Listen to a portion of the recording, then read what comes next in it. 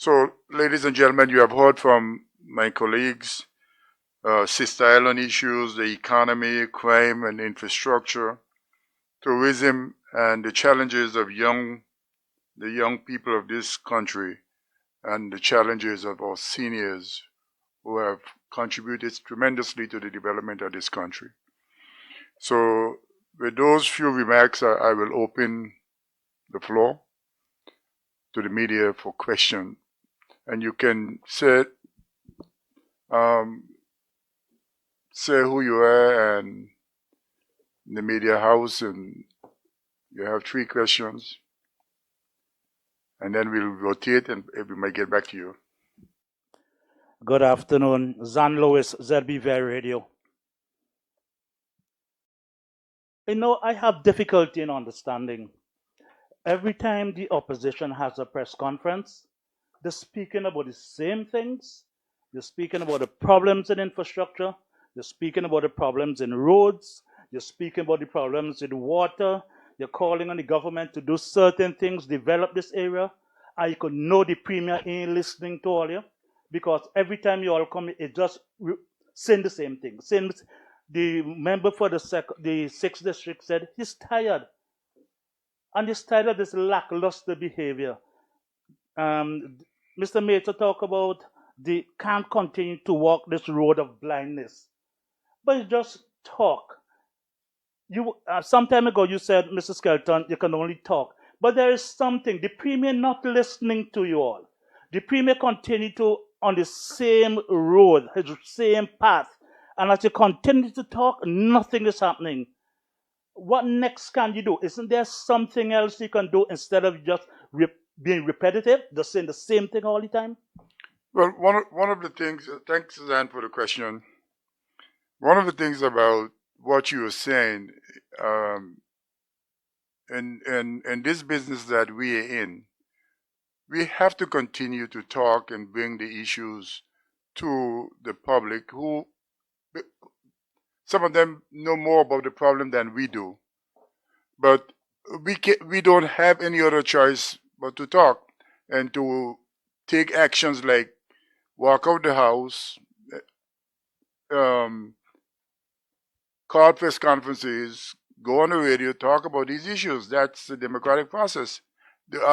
Unless you have a suggestion. There's more you can do, leader of the opposition. Get the people with you. You spoke about doing it. Get the people. You have people in the east. You have people all about suffering without water. They have real problems.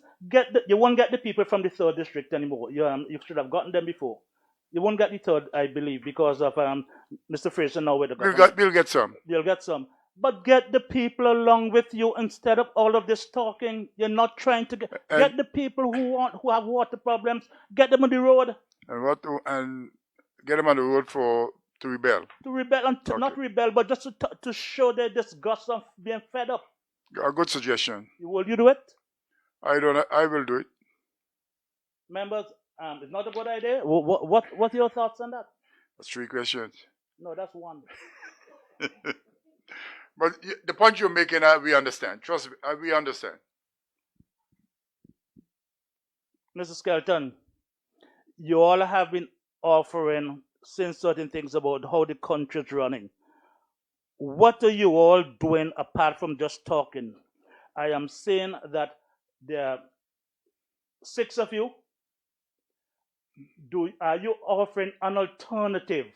You all are not doing. You all are just sitting there, different people representing different organizations in the opposition. What are you doing? What are you presenting to the people as an alternative? We have been hearing talks of merger. We have been hearing talks of a new entity inside the party. What is it? What you all are doing?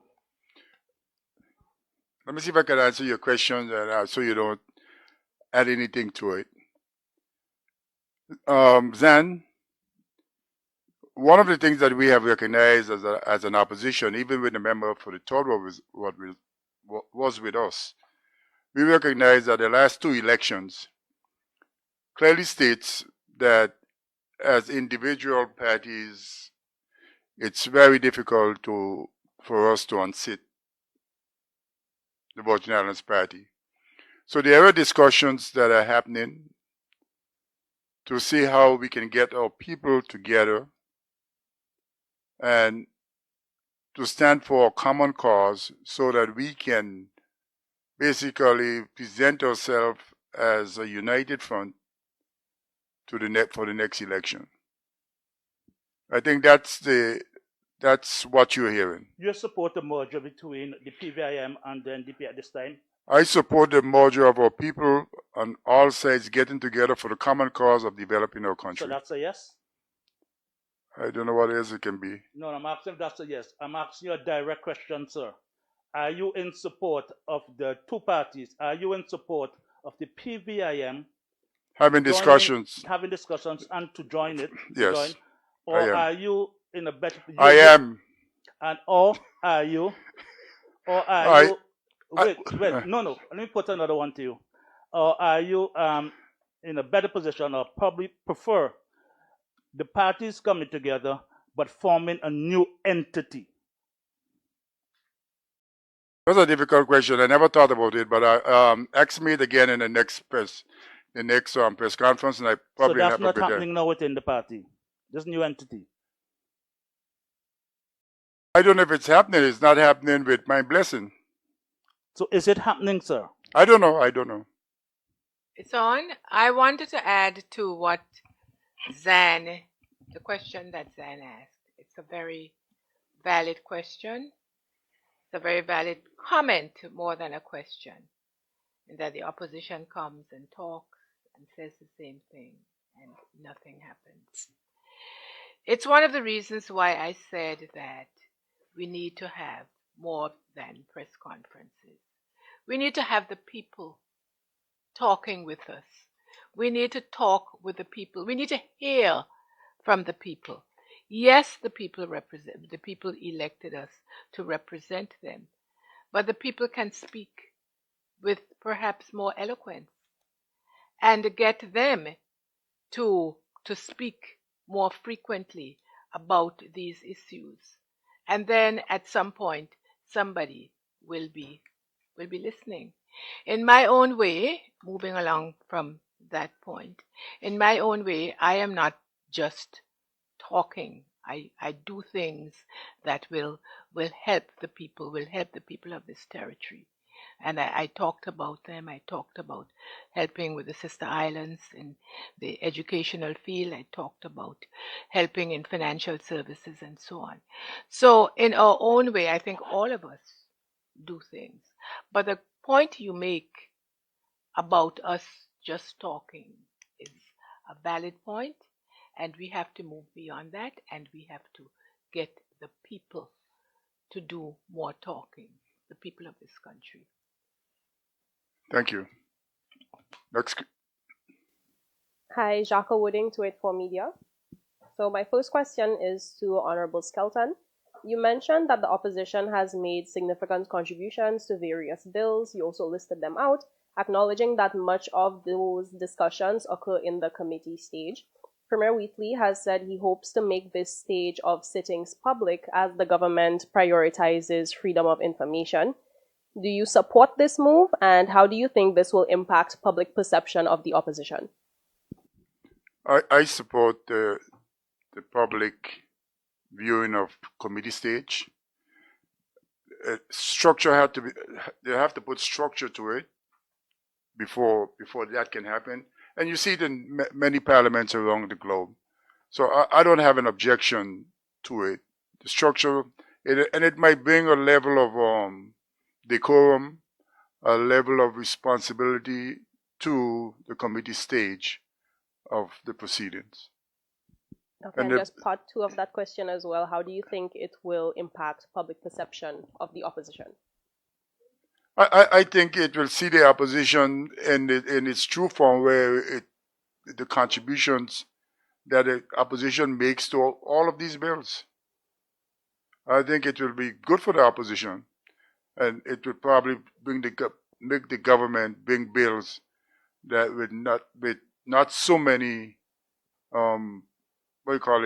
difficult issues that make people anxious. The anxiety of the people increase it. They will do their work properly. I think it will help the opposition. Yeah, Honorable Mallon. Oh, I just wanted to support the point made by my honorable colleague because it's a point of view that I shared. I think many of us have said that on the campaign trail that those committee proceedings should be public, particularly that the public needs to have an insight in terms of the process, how the process works, and what we're doing on their behalf. Particularly, we have expressed that, particularly for the Public Accounts Committee, when we're talking about the finances of the territory and how finances were spent and expended. We actually have a document that was developed to come to the House. I think the leader opposition will decide when that happens, where we recommending that the proceedings of the Public Accounts Committee should be public, so the public could get a sense of what happens within these committees and how many of these decisions or projects or initiatives, how they've went awry, and the work that we're doing to ensure that we have accountability for the spending of public resources. So I support the leader opposition in that regard. Honorable Member Yes. for the Sixth. I do support it as well. I think one of the failings that we've had as a House of Assembly, not just this House of Assembly, is not educating the people enough on the matters that are being dealt with on their behalf. And certainly, if the committees are made public, then that helps with the education process. But what I think is also very important is getting the process right in the first place. And this has been something that has been a major problem for this government. They are not reading the bills before they come to the House of Assembly.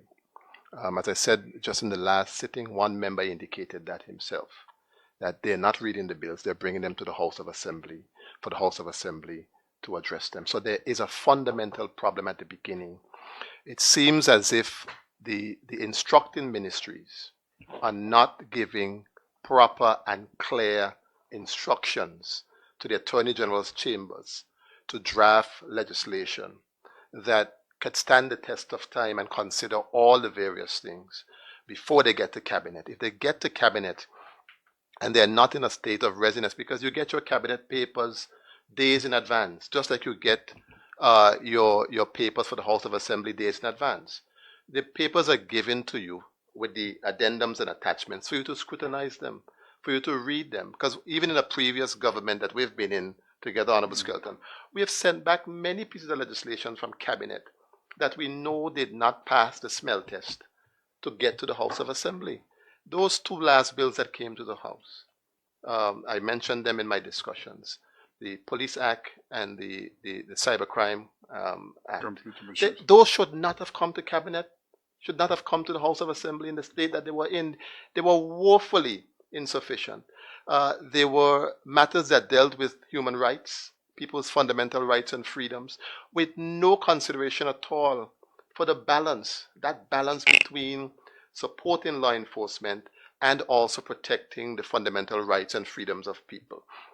And what is even worse is that when you hear the Premier speaks, he speaks about giving the police powers. He seems not to have a full understanding of the globality of this whole issue. You can't just give, yes, we want to arrest criminal activity.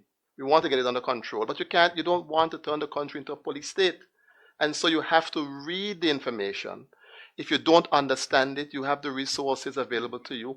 Get someone to explain to you what it is that is taking place so that when you come to the House, you can make contributions that are meaningful. So yes, having the committee stage is important, but I think getting the things done right in the first instance is more important. Deputy Speaker. If I may, one of the more fundamental parts of legislation is public consultancy. And if you look at some of the bills, especially the ones that were a bit hurried through during the Commission of Inquiry, there was not enough public consultation, in my opinion, on many of those. But also educating the public. Most of the public are not aware of what goes on in the committee stage. And for those who may be aspiring to be in the House of Assembly, because I'm always going to be a proponent of leadership, they need to see what is going on in the House, how leaders behave, what is the process, so they can have a better understanding of how the legislative process works. And for those who will one day be asked to vote for someone, they need to see how a representative actually represents them. when the cameras were off, or now they're, as I said earlier, and you pointed out, walking blindly and being excluded. So I am always for inclusion of our voting population, the citizens of this country being included in all matters. Okay, we spoke significantly about communication. I was going to save this question for last, but I'm just going to ask now. Does the opposition have any plans to better their communication with the public?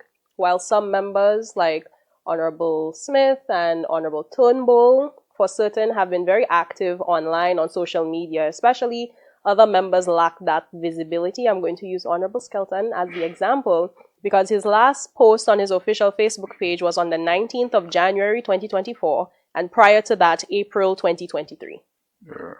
I'm still looking for a media consultant to assist me.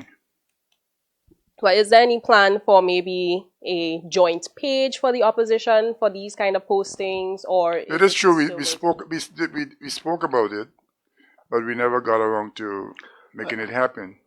If I could add? Yes, please. I think you're being quite selective in your research. Because if you were to research properly, many of us around the table have been very, very active. As a matter of fact, just shortly after the police bill and the cybercrime bill, I posted my contributions, and that was just last week.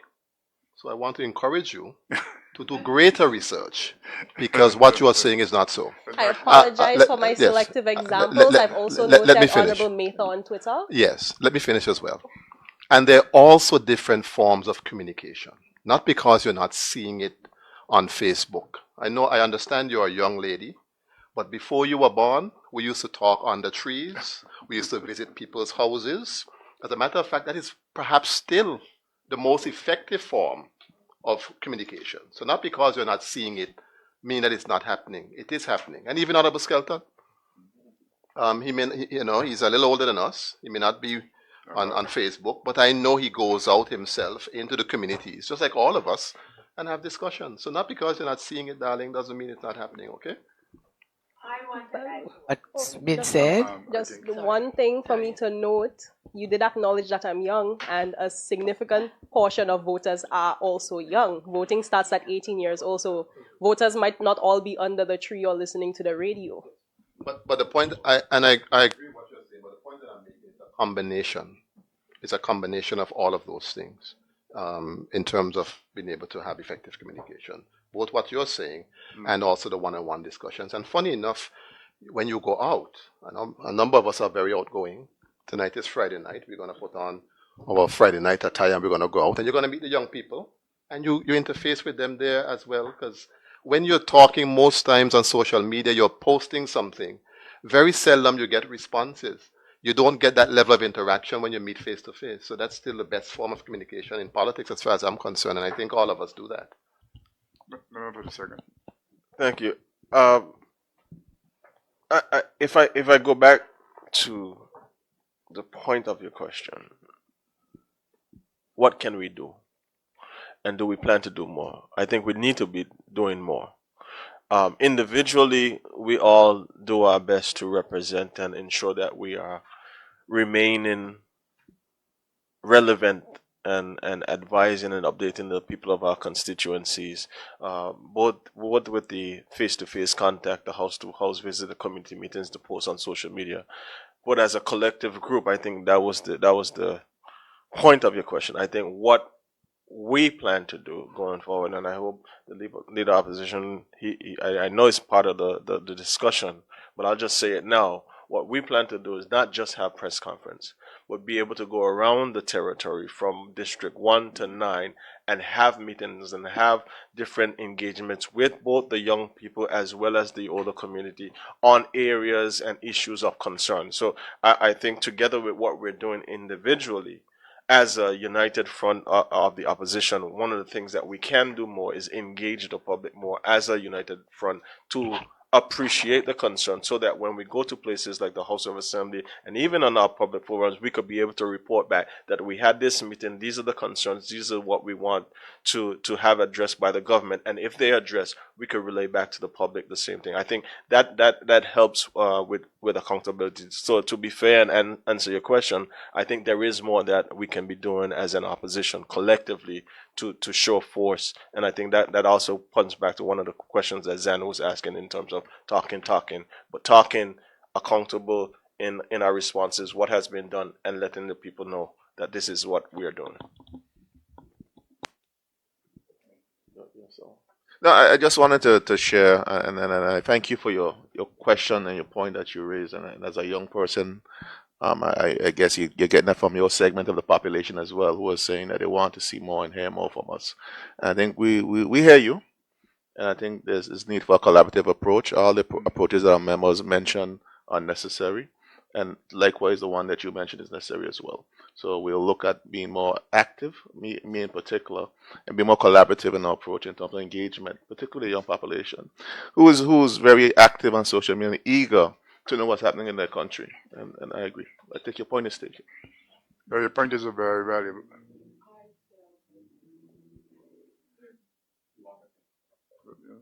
Simply put, I appreciate your criticism. I will do better. And the opposition has had conversations about methods that are not common or typical, and you will see better. Simply put, thank you. And I also want to commend you for that question. We have been talking about it in small circles and wider circles. And that's why I went back to the point. I keep going back to the point of educating the public. There are areas that the public needs to understand. How does NHI work? How does social security works? How do all these systems work? How does the government itself work? And we have to say that this is a failure of the government in that they do not really explain, aside from putting up stuff on their pages and so on. They really do not explain the implications of the Health Services Authority, for example, all these areas. And it is for us to find a way to educate the public and to be in communication with the public. Your question was an excellent question. Good afternoon. I did too. I'll come back. Good afternoon, Sean Connolly, business editor of the BVI Beacon. Mr. Skelton, you've all stressed crime. What specifically would you do differently to combat violent gun crime? Well, I think the member for the 6 gave a lot of information, things that we probably will do a bit differently. In other words, being in the government before and being the Minister of Finance, giving the police the resources they need, all law enforcement, customs, immigration, and the police, the resources they need to fight crime before crime happens is something that I think a government needs to do proactively and not wait until it's out of control to address it. There's no doubt in my mind, based on, and you will recognize it, crime is a major disease around the globe. Call it a disease. So we are no different. But I think we are fighting from behind instead of fighting from in the front. Combating the causes of crime is obviously very important, but that's a very long-term strategy, even a generational one. So what would you actually do now to deal with the actual problem that's happening now? Some of the other overseas territories, thinking particularly of Bermuda here, they've floated the idea of bringing in senior British armed police or even British special forces to deal specifically with gang crime. Do you think that could be considered?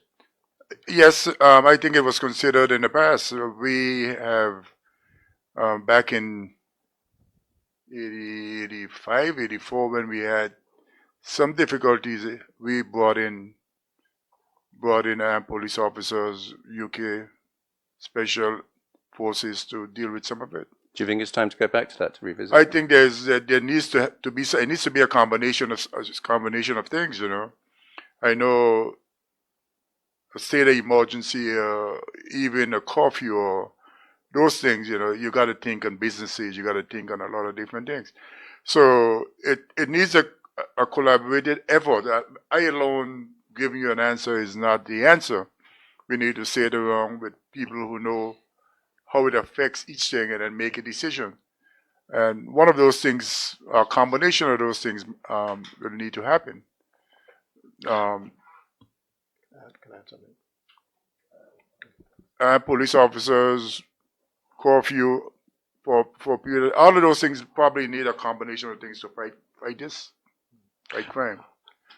Member for the six. If I can add, I think we have to address the problem from the two spectrums, right? Because all that we've been talking about now is response, police, other armed forces.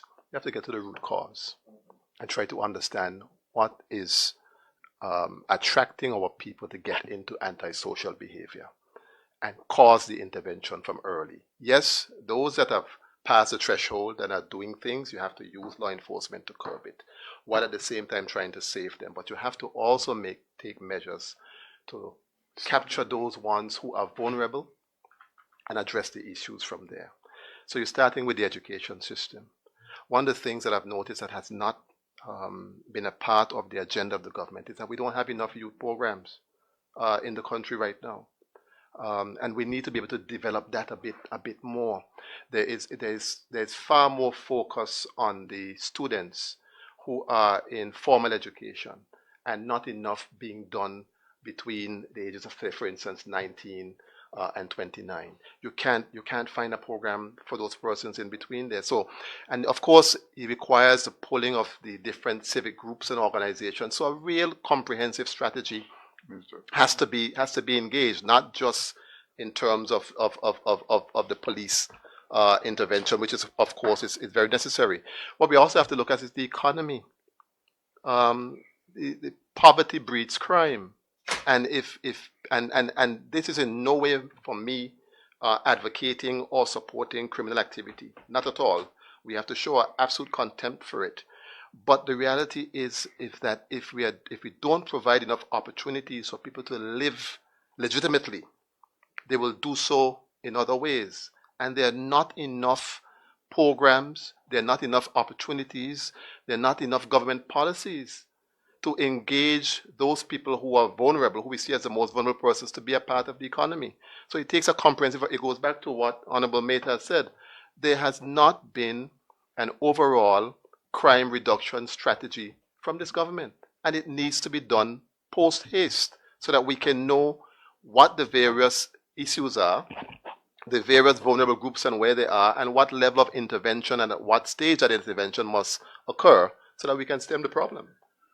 So it's like a war, you know. You need to fight it, but you also need to have diplomacy behind the scene doing what needs to be done to stop it from happening and get people back together to stop what they're doing. So I think it's a combination of things that needs to happen. Just a quick that colleague, and I want to thank my colleagues for the intervention. I think it was timely and important intervention.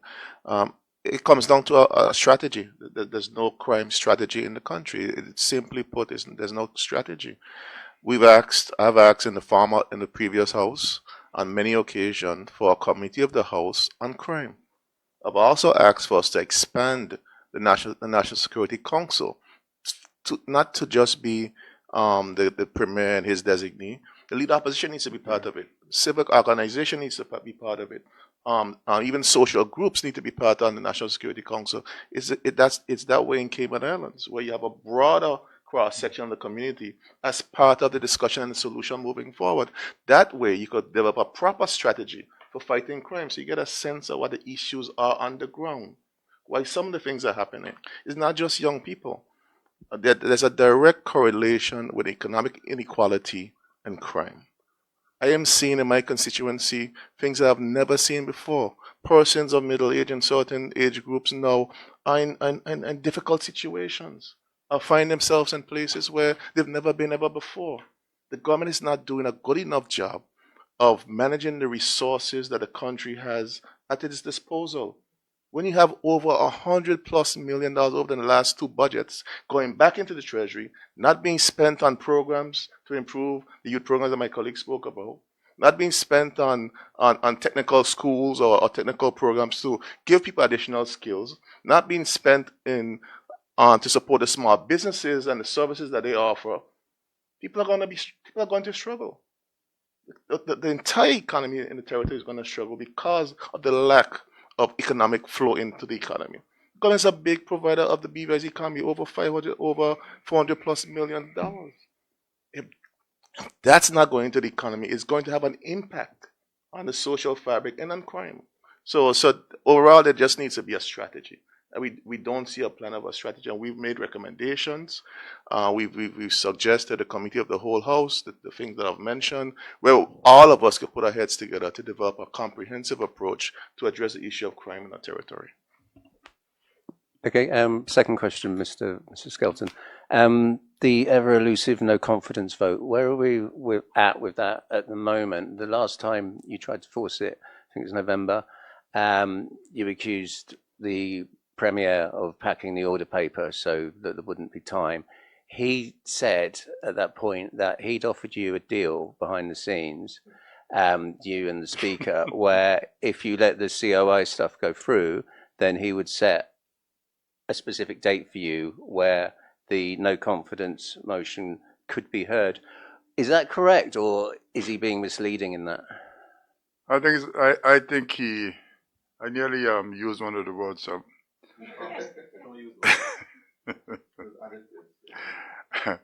I think he's being disingenuous. You're saying he's lying? He probably said what he said, right? But that he cannot do that based on the democratic process. The Speaker is in charge of the House. The Speaker is in control of the House. There are 3 leaders in the House: the Speaker, the leader of government business, and the leader of the opposition. Those are the 3 leaders. Now, we started to debate the bill. I started, not debate it, but introduced the bill. And the government side walked out. So left us with 5 people on our side. So we, once somebody bring to the attention of the Speaker that there's not a quorum, then that's it.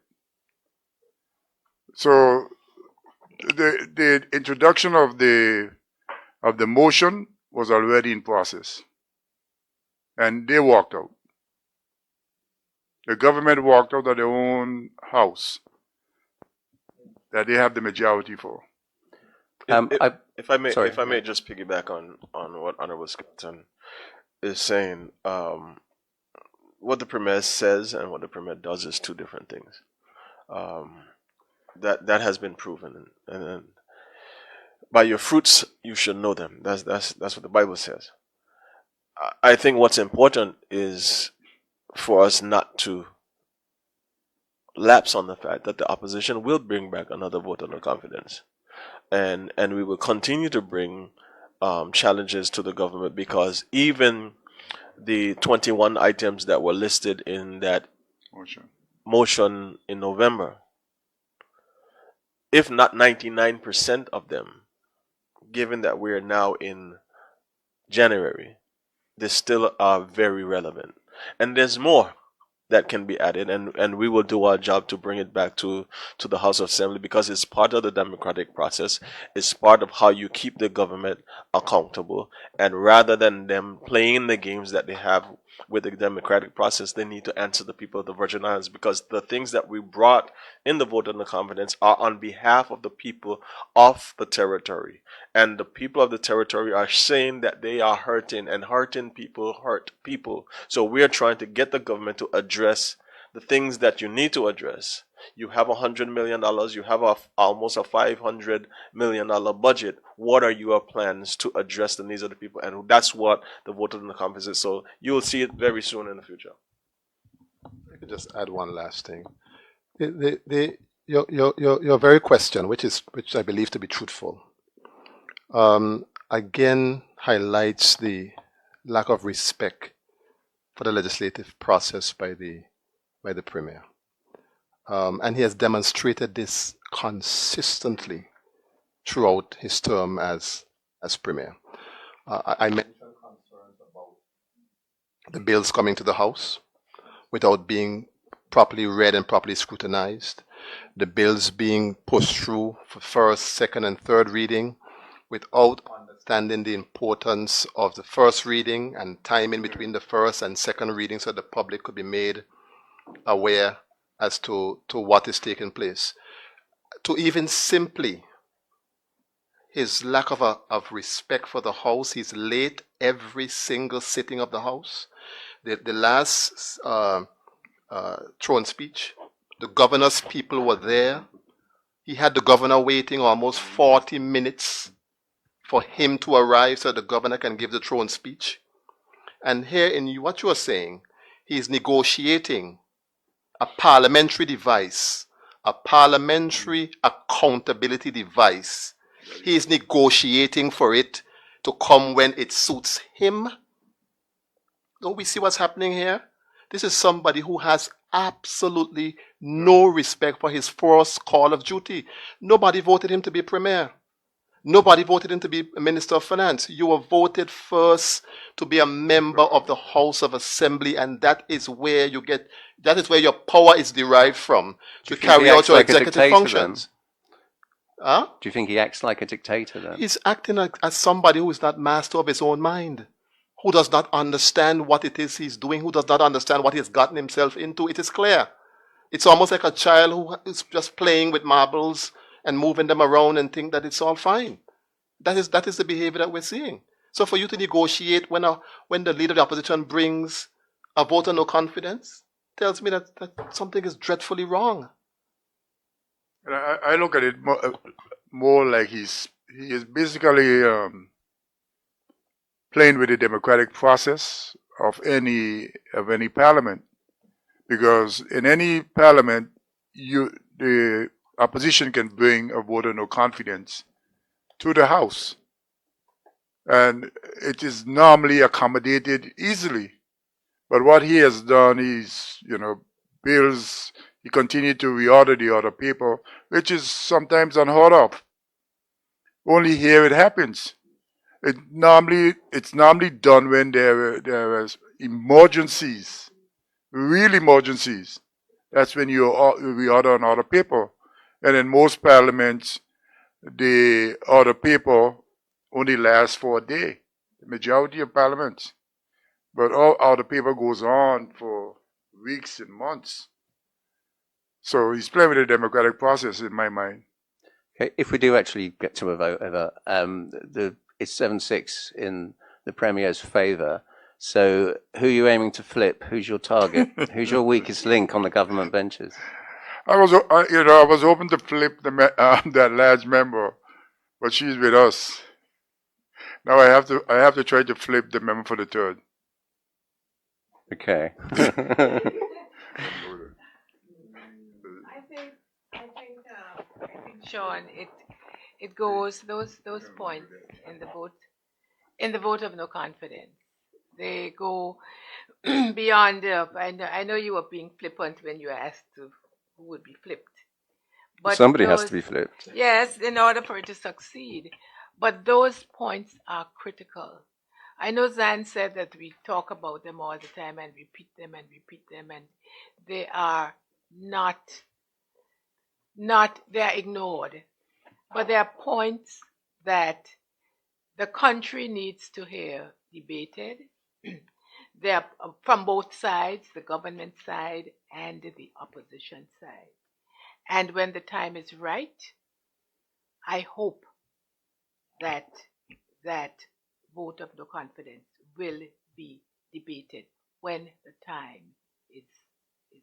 the time is right now, but at the right moment, I hope that it is debated, the vote of no confidence is debated, because there are too many issues that the public want to hear. They want to hear about, they want to hear them debated, they want to hear them aired.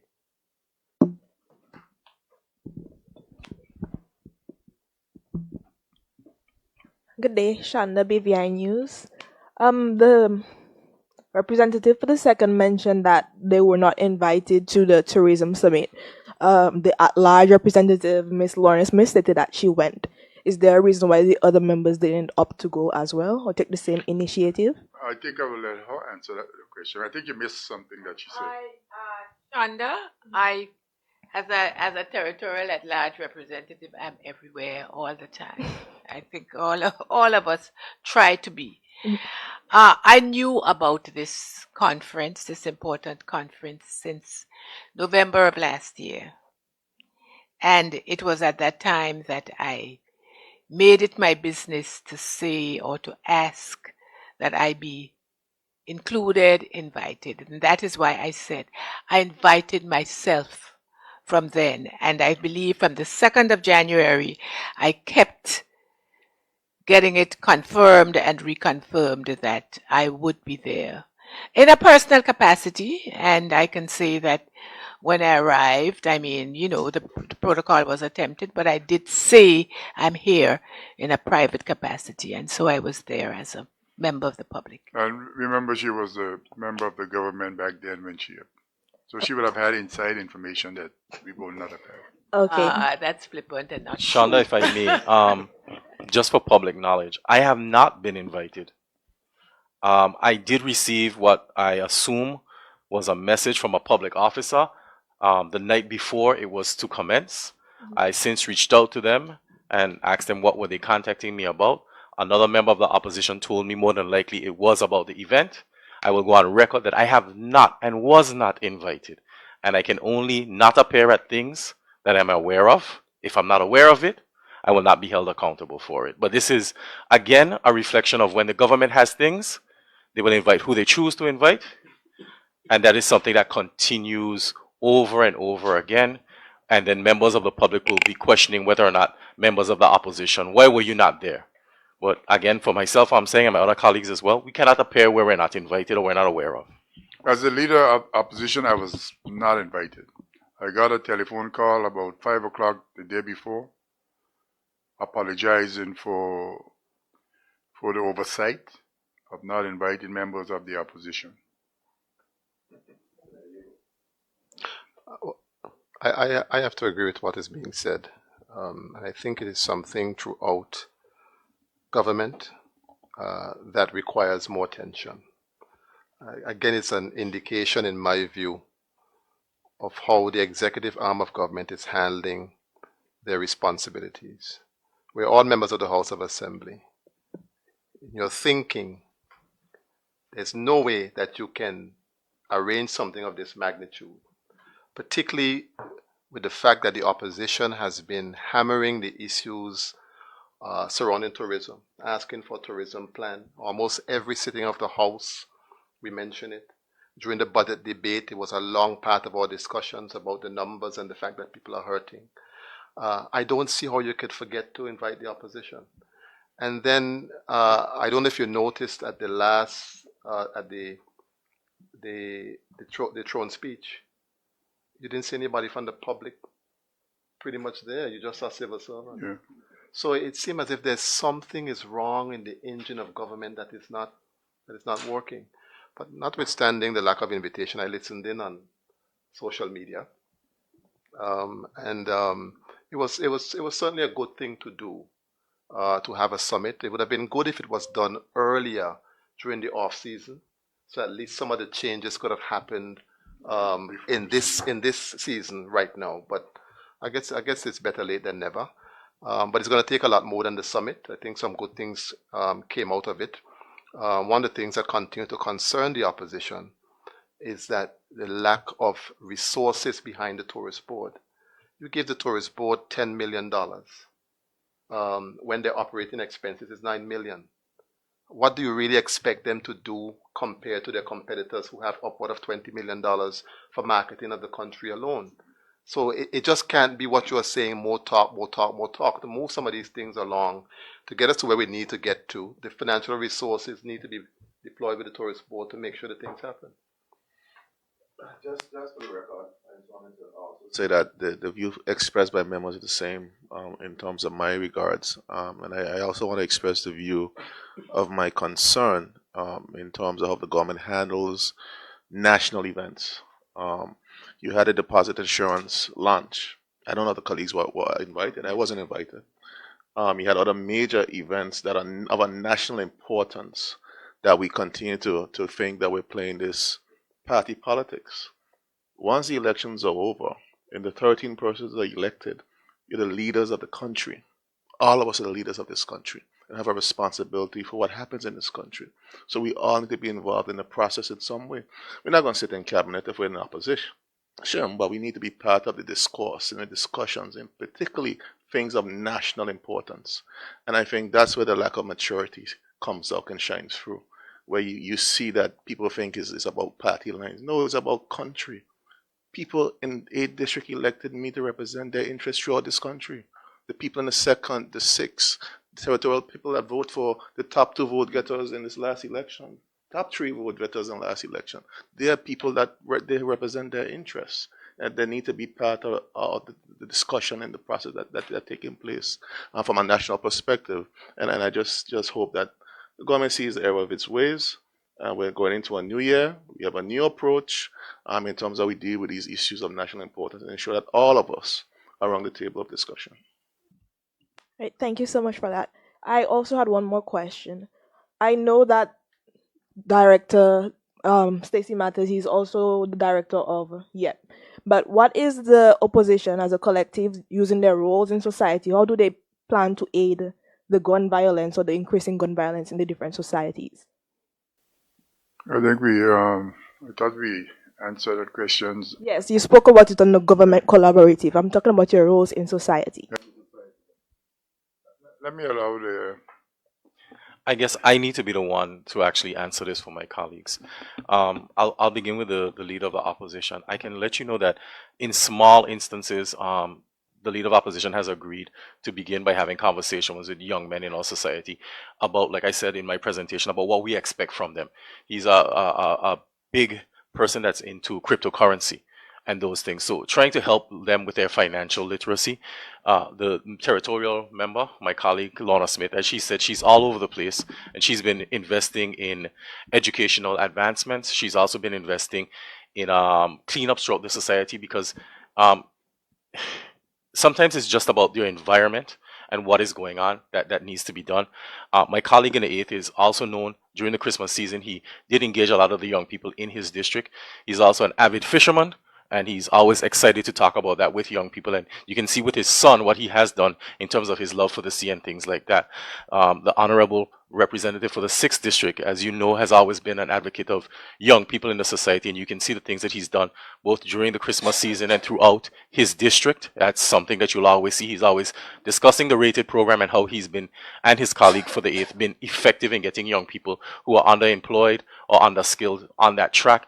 And the member for the 2nd, who's also I think a pastor, also talks about the things he did in his private life before with Lionheart, and all the things that he continues to do in his district with bringing young people together, not just as a representative, but also as a member of a congregation, King Garden Bay Baptist. So I would say that I am the one that would be able to say whether or not my colleagues are engaging our young people, but I do mention what you did say for 284 Media. What you did say is definitely noted, and the opposition will continue to engage our young people to make sure that they get the feeling of being included and wanted, so that when it comes to next election in 2027, God's willing, the members around this table will be looking for their support, something that we have built over the next couple of years, and not something that we're coming at the last minute to ask for. Thank you.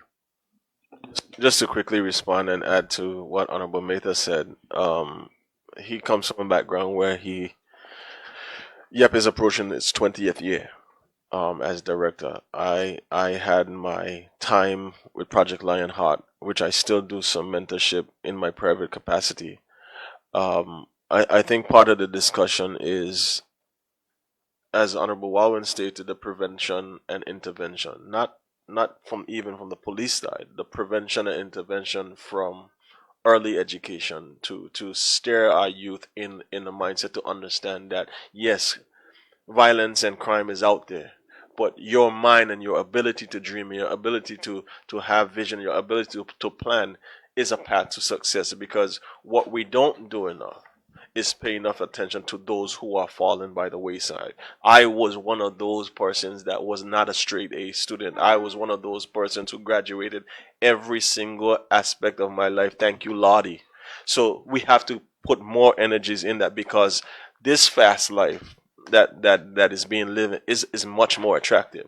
We the members of the House of Assembly, yes, we earn a living and people in society earn a living, but if you could sit down in a specific spot and earn double what some of the members and even some of the highest paid persons in this territory earn in a day, then it is more attractive. So we have to do our part individually, collectively, forge relationships with the community organizations, with the police force to combat and change the mindset of this generation that seemingly now is going astray, and it is making difficulty for everybody to remain safe and comfortable in this territory that we love.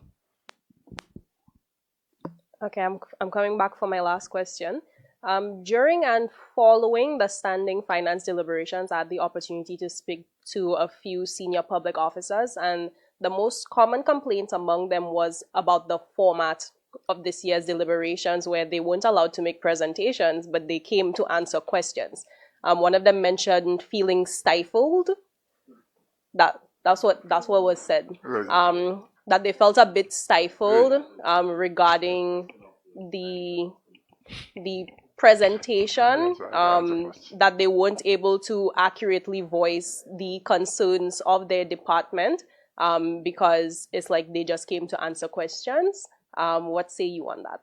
I know you're directing the questions to the opposition, but the role of the opposition in the standing finance is for the senior officers to tell us all their problems and all their achievements. So the stifling could not have come from us, because we were the one encouraging the officers to speak. And we were the ones, if you get a copy of the report, you will know that we ask all the questions. No, absolutely. Maybe you misunderstood my question. Okay, sorry. So my question was more so, what was your view on this change in format, whereas they weren't giving presentations? Because previously, you would look at the document, they give a presentation or these complaints for the year, and then the questions come after. So what's your view on that change in format? Can I answer that as a deputy speaker? I think, just a minute, Myron wanted to. Let the deputy speaker go first. So I was the deputy chairperson of the Standing Finance Committee. So to be accurate, they were given 5 minutes to make a presentation, but they were also allowed to opt out of the 5 minutes. They were not restricted to give a written presentation or even submit a presentation prior to appearing in front of the Standing Finance Committee, which they were encouraged to do, which would have allowed us to be able to go through what they had. So I just want to make that clear.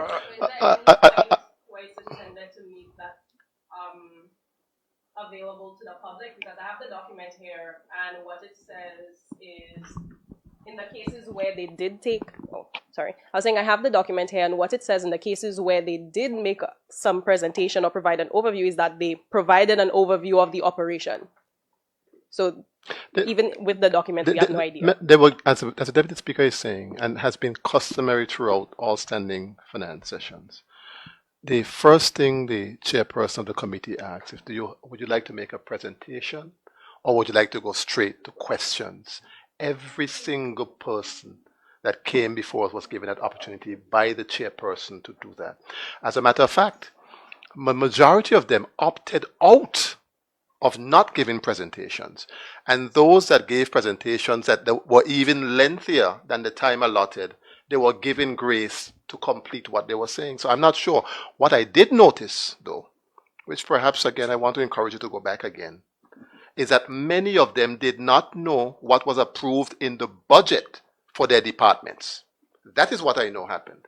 So that is where I believe the problem was, because they would submit and say their wish list. This is what I'm expecting, this is what I'm hoping to get.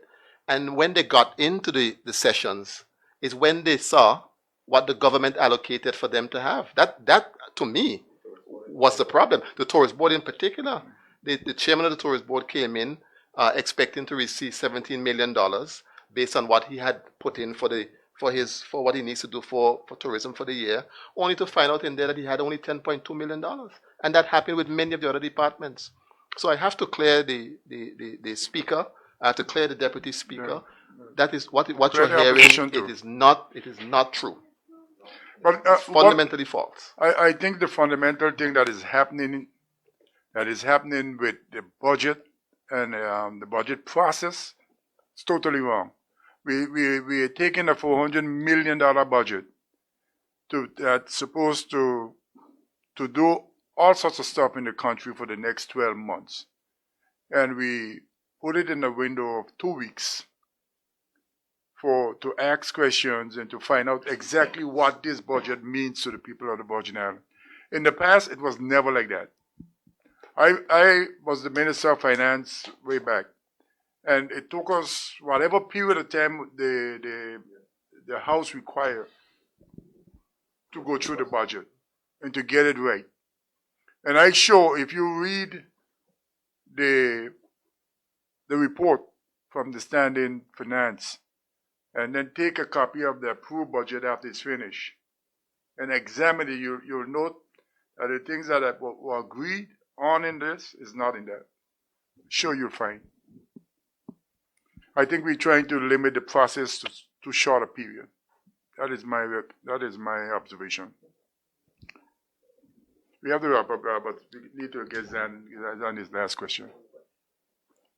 Moderator said 2. Moderator tell me 2. Go ahead, Mr. Lewis. Mr. Skelton, I'm coming back at you.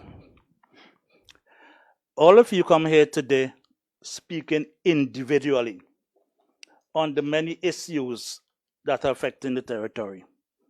And it's not the first time it has happened. Do you think, sir, speaking in a collective voice, speaking in one voice, is important? And I am asking you a direct question. I'm not sure what you told me early on. I need some clarity as regards the merging of both parties. Merging of both parties. That's an issue. You should have outlined that's one of the issues. So people need to find out. Wait, let me finish, Mr. Skelton. Speaking in one voice is important, and talks between the PVIM and the NDP. Would you, sir, as leader of the opposition and a member of the PVIM, support the merging of the parties? Would you work to make sure that happens? Are you supporting it? So why I answered the question? No, you didn't. You were not clear. Just a minute. No. You asked the question. I didn't interrupt you. Okay. So please, okay. You asked a question if I am in support of PVIM and NDP getting back together, and I said yes. I don't know what else to add to that. But you said again that we come here speaking in individual voices, and I disagree with you, because if you check the tape, you realize that we were all complimenting and agreeing with the approach. So that is not a right statement to make, and I think you should apologize to us for making a statement. I apologize, sir. Thank you. Could I get one more? One Yes, more. yes. No, it's important. The second district representative will want me to ask this. Okay, go ahead. Mr. Turnbull, you spoke about crime. Over the past days, real gunshots down in King Garden Bay. Real gunshots in Bruce Bay. Are you satisfied, sir, that you are getting the assistance from the police to deal with this issue? Because they are turning up when it's finished, when it has happened, and picking up the evidence. Are you satisfied with the kind of support from the police, patrol? You think they need to do more, or they're not addressing the situation? Zen, thank you. Thank you for the question. More needs to be done because crime, this gun violence, the echoes of gunshots ringing out in the night in the communities, not just in the second district, but throughout. But you asked a direct question to the second district, is unheard of. And it cannot be what becomes the norm. A more collaborative effort needs to be made between the Royal Virgin Islands Police Force and the communities, including the second district community, which is an active tourism community. It is an active community for persons that live, and there are 6 public primary schools in public schools in the second district. So you're talking about children as well. What I think the Royal Virgin Islands Police Force can do, because crime continues to evolve. I was having a discussion this morning, and it seems like the amount of ammunition and guns that are coming into this territory are coming in just as much as food is coming into this territory. So strengthening of security needs to be improved in customs and immigration and the police force to deal with this issue of crime, because I always refer to this particular movie, Guns Don't Kill People, Stupid People with Guns Kill People. And that is something that I am pushing for the young people in our community, for all the business people. Yes, I ask the business people in King Garden, May and Bruce Bay, amp up your security, because this thing seems to be like they're trying to have it be the norm. But I am also behind the Royal Virgin Islands Police Force and the enforcement agency to combat crime and have persons desist from this type of activity, because our livelihood depends on it, tourism depends on it. Remember, for the aid talk about the economy, everything is tied together, and we cannot allow for this type of behavior to become the norm. It might be flashy and everything on TV and all throughout the world, but it is not the BVI, and we cannot continue to bury young men and young women due to gun violence. Thank you. I think we have to come to a close and make a few quick remarks. I want to thank the listening audience, those on radio and on watching us on social media for their participation. I want to thank the media all the media for their questions, and I hope we have answered your questions satisfactorily. I show you if you need some clarity, any one of the members will be willing to clarify what needs to be clarified. I want to thank my colleagues for speaking in one voice, a unified voice, and on the issues that are confronting this country. They're serious issues, and we cannot not talk about them. You know, it's all well and good for us to go and get people to march in the streets and so forth and so on, but that leads to a different level of problems that we must be careful how we do it. I want to thank my colleague Lorna for the beautification she intends to do. You know, all the derelict vehicles by the Pier Park and other places that the Q2 Park that needs attention. And I want to thank the general public for their support for us as opposition members. And we will continue to do what needs to be done in order to keep our country moving forward. Thank you.